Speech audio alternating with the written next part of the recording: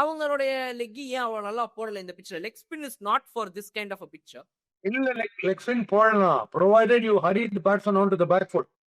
நீங்க லெக் ஸ்பின்ல வந்து கொஞ்சம் அதான் நான் சொன்னேன் எக்கானமி டீம் கையில லெக் ஸ்பின் கொடுக்குறாங்களா லெக் ஸ்பின்னே டைங் ஆர்ட்டா இருக்கு T20 ஃபார்மேட்ல. பால லெக் ஸ்பின்னுக்கு எல்லாம் கொடுத்தா தப்பி தோறி ஃப்ரண்ட் ஃபுட் போடக்கூடாது. எக்கானமி டீம் ரெண்டுத்தை தான் மெயின்ல வச்சுக்கணும். விக்கெட்லாம் எனக்கு வேணவே வேணாம்.